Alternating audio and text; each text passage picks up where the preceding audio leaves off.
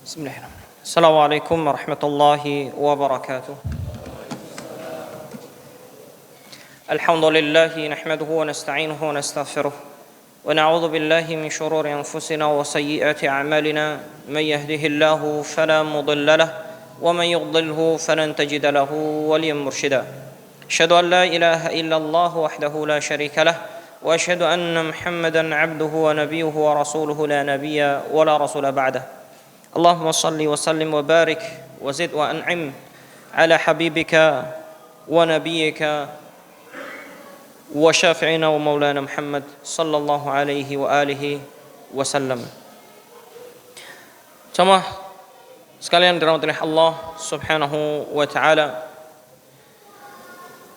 Rasulullah sallallahu alaihi wasallam pernah mengajarkan satu doa kepada Abu Bakar As-Siddiq radhiyallahu anhu agar berlindung dari dua bahaya.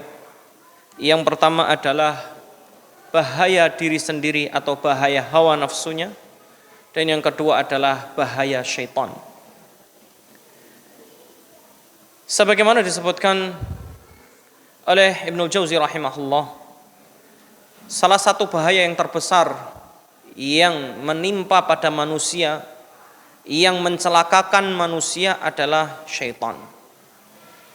Sehingga bahkan di dalam kitab Minhajul Qasidin sampai disebutkan, bahkan seandainya seorang membaca Al-Quran sekalipun, saat itu di mana ia membaca firman Allah, dia beribadah kepada Allah, tetapi syaitan tidak pernah melepaskan buruannya. Jamaah sekalian yang dirahmati Allah Subhanahu wa taala, oleh karenanya salah satu yang disyariatkan oleh Allah Subhanahu wa taala sebagaimana disebutkan di dalam Al-Qur'an, wa idza qara'tal Qur'ana fasta'id billah. Dan apabila engkau akan membaca Al-Qur'an, maka bacalah isti'adzah atau ta'awud, atau bacalah a'udzubillahi minasyaitonirrajim, atau berlindunglah kepada Allah Subhanahu wa taala, mintalah perlindungan kepada Allah dari bahaya syaitan. Dikarenakan syaitan akan memberikan bisikan-bisikan pada saat seorang itu membaca Al-Qur'an. Maka didapati orang itu sebelum membaca Al-Qur'an, maka niatannya menjadi salah, sehingga dia membaca Al-Qur'an karena orang lain atau karena hal-hal yang duniawi, bukan karena Allah. Di antara orang menghafalkan Al-Qur'an karena ingin dunia, biar mendapatkan keuntungan dunia dan lain sebagainya. Begitu juga jamaah yang Allah SWT, pada saat ia membaca Al-Qur'an, dibikin ia lalai sehingga ia membaca Al-Qur'an, tapi bacaan itu sekedar bacaan, tidak sampai masuk ke dalam hati. Jamaah sekalian dirahmati Allah Subhanahu wa taala, oleh karenanya salah satu yang disyariatkan oleh Allah dan Rasulnya adalah seorang itu banyak-banyak membaca a'udzubillahi minasyaitonirrajim, atau banyak-banyak meminta perlindungan kepada Allah dari bahaya syaitan.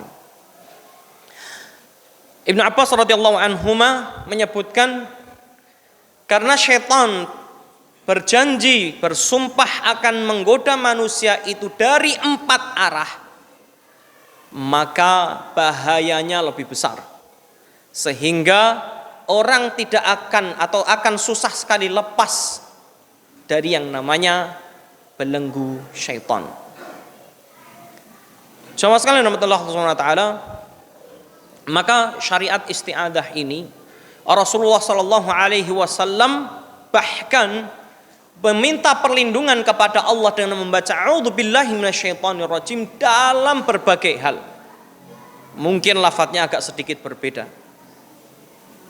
Salah satunya lafadz yang lain, Rasulullah SAW pernah mengatakan, a'udzu bikalimatillahi tammah min kulli syaitanin waham wa min kulli ainin lam. Ya Allah, aku berlindung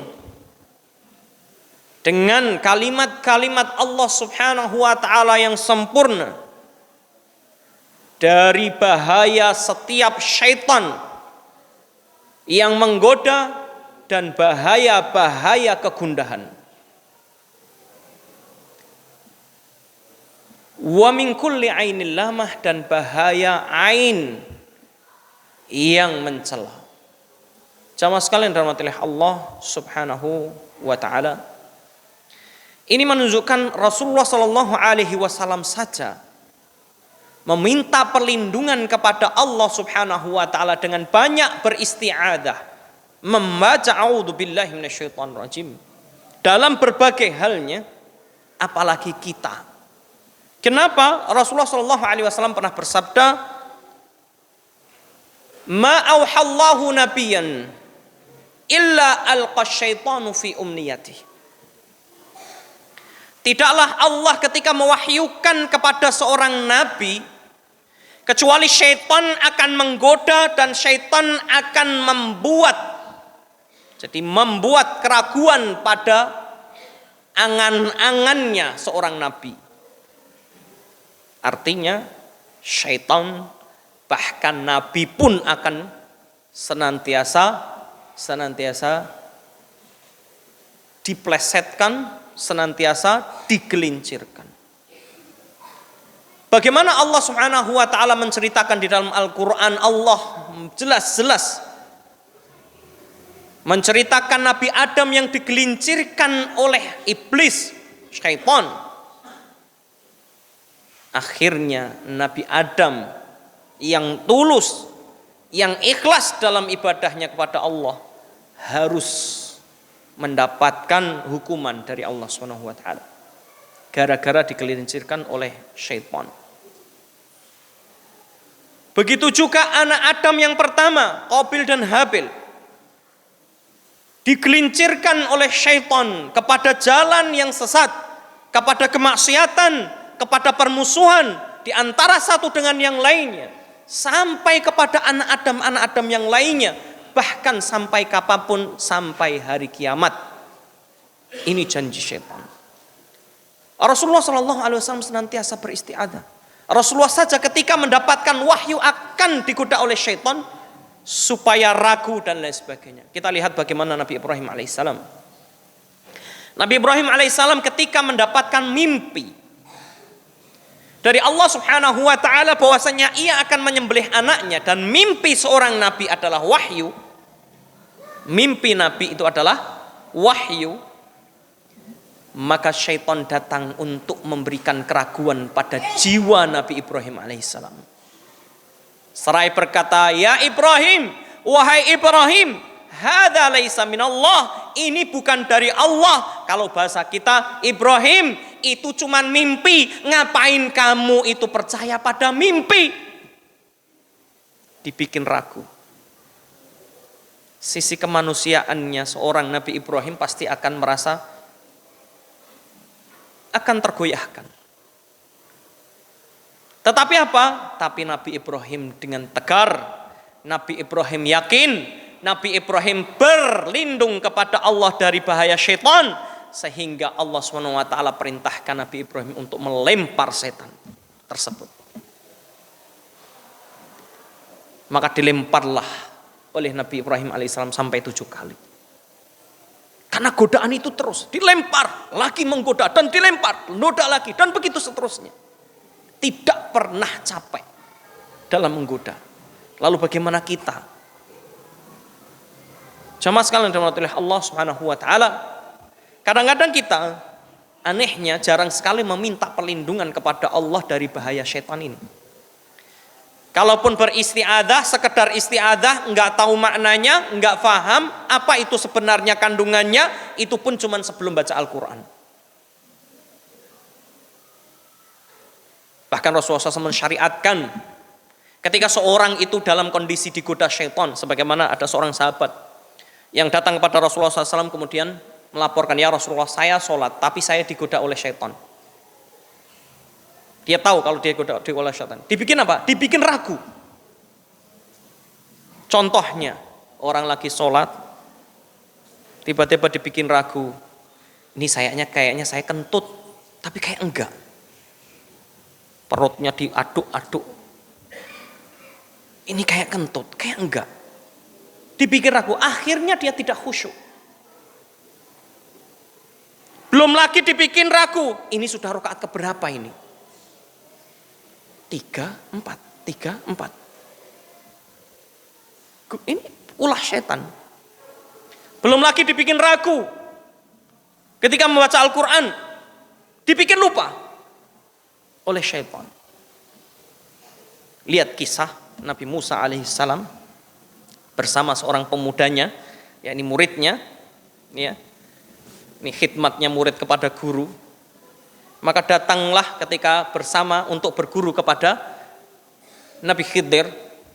Maka pemuda ini sudah dipesani Nabi Musa, nanti kalau terjadi keanehan pada bekal kita, yakni apa? Ikan, ada yang aneh, maka disitulah tempatnya. Pada saat itu ketika Nabi Musa tertidur, pemuda ini lihat, tiba-tiba ikan yang dibawa tadi hidup kembali, loncat, kemudian masuk ke air, tapi seperti berjalan yang aneh. Jadi ikan ini seperti berjalan, ya, sebagaimana disebutkan oleh Ibnu Katsir, kemudian berjalan, kemudian sampai ke dalam air lautan. Maka dia bergumam, oh ini nih, aneh sekali ini, ikan apa ini kok aneh sekali? Ikan bisa jalan, terus kayak hidup kembali, tadi kayak mati sudah. Maka kemudian setelah itu sudah menjorkan perjalanan panjang lagi, besoknya Nabi Musa kecapean, mana bekal kita, ayo kita makan. Jawabannya, aduh lupa. Pada saat kita kemarin itu berada di sebuah batu yang sangat besar, kita istirahat itu kemarin terjadi keanehan. Wa ma ansani, kata Allah SWT dalam mensifati kisah ini dengan mengatakan wa ma ansanihu illa syaitanu an adzkurah. Saya lupa dan saya tidaklah menjadikan saya lupa kecuali syaitan. Supaya apa? Nabi Musa putus asa untuk menuntut ilmu. Orang pengen menuntut ilmu dibikin putus asa. Perjalanan capek, dalam perjalanan naik motor, motornya rantainya putus. Sudahlah, sudah nggak mungkin, dah nggak. Datang ke masjid, pengen ke masjid, ya, tiba-tiba ada saja masalah. Ya, pengen kebelet dan lain sebagainya. Dibikinlah oleh syaitan seperti ini supaya orang itu tidak akan beribadah dan tidak akan taat kepada Allah SWT. Maka bagaimana ketika seorang sahabat ini lapor kepada Rasulullah, saya digoda oleh syaitan di dalam sholat saya.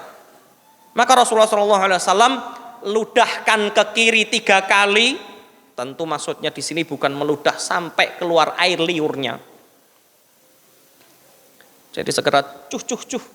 Nah begitu. Sebagaimana disebutkan oleh para ulama.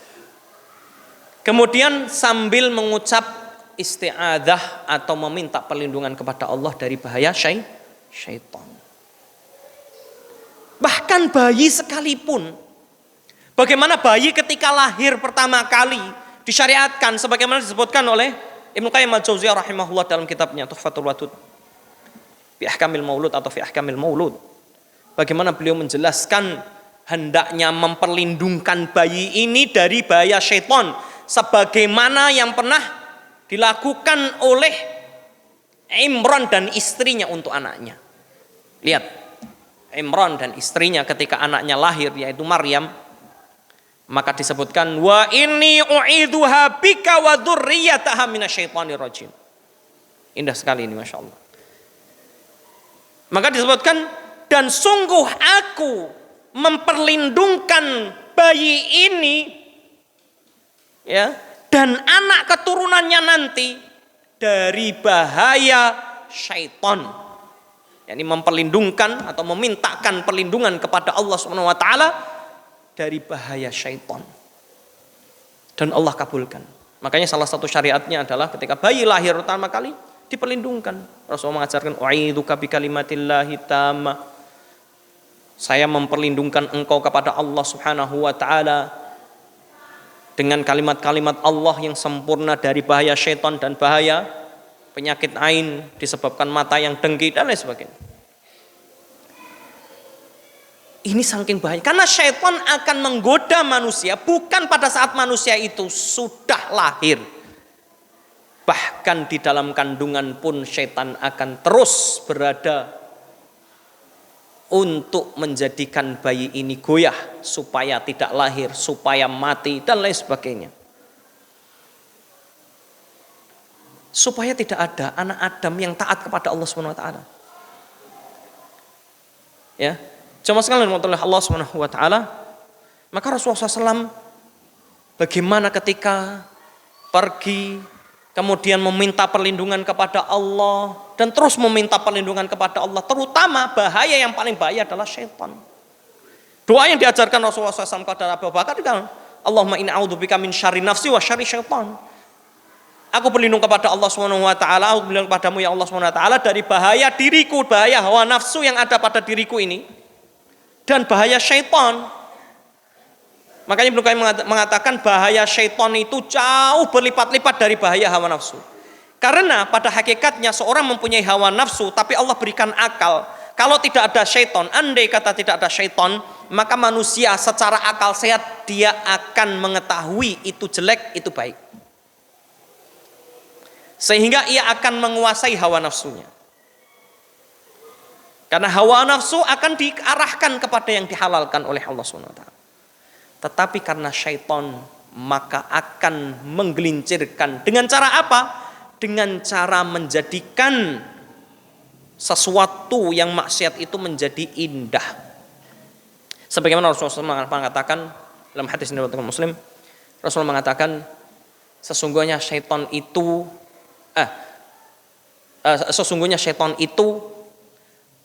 senantiasa berada pada wanita ketika berada di depan.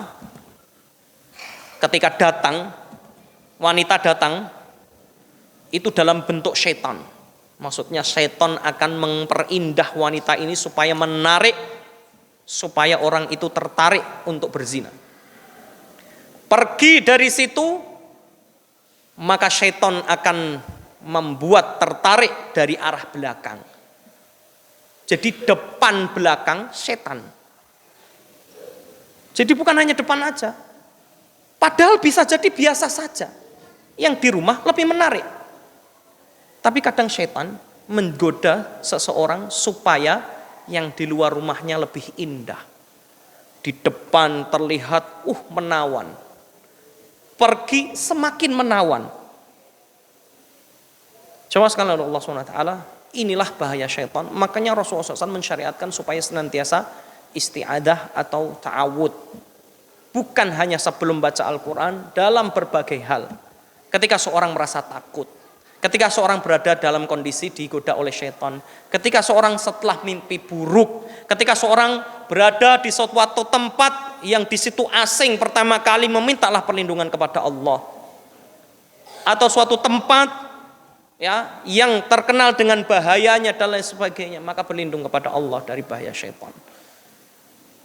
Inilah jamaah Allah SWT isti'adah atau yang disebut dengan ta'awud. Kenapa?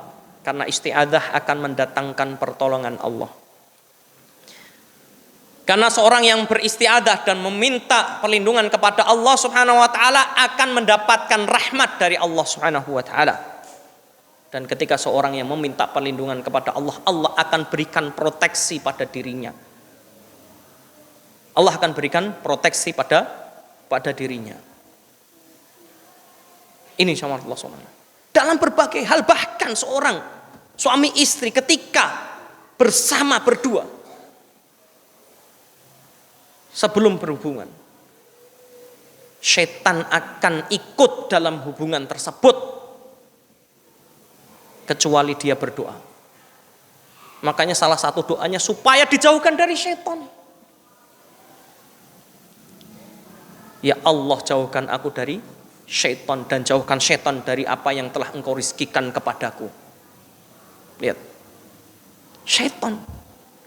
Makanya kata Rasulullah SAW, orang yang berdoa dengan doa ini sebelum berhubungan, kemudian lahirlah seorang anak, maka dari situ lahirlah seorang anak nanti tidak akan pernah digoda oleh syaitan, syaitan tidak akan bisa menggelincirkannya Maka kata ulama, seandainya ia tergelincir suatu saat, maka Allah akan memberikan ilham atau memberikan rahmat pada anak ini untuk mudah bertaubat. Wallahu ta'ala alam. Ini yang dapat saya sampaikan. Kurang lebihnya mohon maaf. Semoga Allah memberikan perlindungan pada kita semuanya di dunia dan di akhirat, memberikan perlindungan kita dari bahaya syaitan dan godaannya, dan semoga Allah SWT menjadikan kita termasuk orang yang mendengarkan kebaikan dan mengikuti yang lebih baik darinya.